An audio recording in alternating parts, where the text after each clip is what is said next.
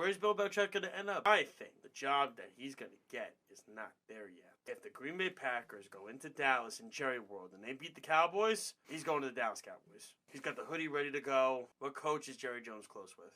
Bill Parcells. And where does Bill Belichick, who is he close with? Yeah, Bill Parcells. And therein lies where everything needs to be done, because the Dallas Cowboys have a good offense. He would probably just bring in McDaniels just to coach the offense. He's a good coordinator. Because even with Mac Jones, he did a good job with Mac Jones his rookie season. They went to the playoffs, and then once McDaniels left, it went downhill fast. Belichick didn't do what he figured by hiring Joe Judge and Matt Patricia's co-offensive coordinators. But I feel like if Belichick can get a hold of this Cowboy defense and get a hold of Micah Parsons, because who did Bill Belichick coach when he was the defensive coordinator for the Giants? Lawrence Taylor. And who is everybody comparing Micah Parsons to? And everybody says Bill's not going to get the power as the front office guy. I don't think Bill wants that. I think Bill just wants to coach. And I think it kind of showed, because Bill lost his fastball with the front office stuff. I don't think Bill's lost his fastball with the coaching. I think Bill Belichick could still coach. And the whole story that came out about with Mac Jones, he wanted Mac Jones traded, and Kraft said no, O'Brien can fix him, and basically it was here's this to you, Kraft, I'm going to show this to you, and this is why he can't play anymore. Or if Philly loses to Tampa,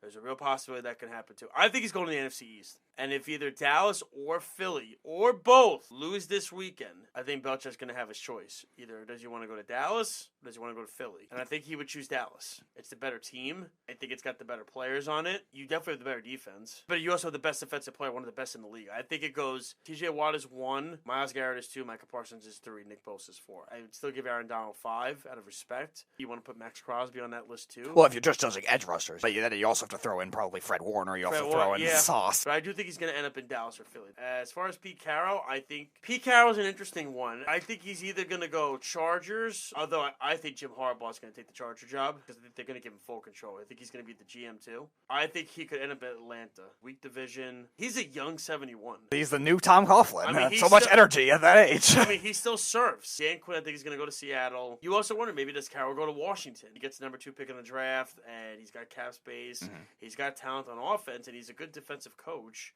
This could be a crazy idea. What if both Philly and Dallas lose? Dallas hires Belichick. Philly calls and says, we want to hire Carroll. Would that be crazy? The Eagles are known for those types of crazy swings where they did that with Andy Reid firing him at a very odd time. And then Chip Kelly, innovative offensive genius the first 2 years. The next year, nobody likes him and he gets fired midway through the season. The Doug Peterson era was a good one, but then it ended ugly. That's another team, too. I think if Jacksonville lets Peterson go, I really believe Carroll would be a great coach in Jacksonville. Oh, my goodness. If you let Carroll get his hands on Trevor Lawrence, that's the guy I think Trevor Lawrence needs. He needs Pete Carroll in his ear, hyping him up, telling him what to do. Because I don't think Peterson is getting through to him. The team completely regressed this year. I thought they were going to be the first seed in the AFC. They should be in the playoffs with that division. The Texans should not have won the division. The Texans were 5 years ahead of schedule. Pete Carroll's interesting. It looks like Seattle still wants to hold on to him potentially as a front office advisor, too. It's not happening. He still wants to coach. How much is another team going to sway him to take on that kind of offer? Because we've seen Bruce Arians, the impact he had in Tampa, going from a coach to a front office advisor. And Tampa, another team like we were talking about with the Texans, that wasn't supposed to do anything this year, still is a playoff team. It'll be interesting to see if Seattle could lure that kind of thing, because I think they have a good amount of talent on that What about team. Tampa, too? What if they lose? Bowles, does I don't he think stick so. around? I think Bowles has done a nice job this year. You have to give him some credit. I wasn't crazy about him before that, but I don't think anybody's crazy about it. You got to give him some credit what he did this year with this Buccaneers team that wasn't supposed to go anywhere. But Pete Carroll, is there going to be enough teams that are going to think that way with a coach that definitely has a good legacy with what he did on the defensive side of the ball? But also, you look at the shift of the league, too. A lot of these teams want these younger guys. Obviously, some of them fail.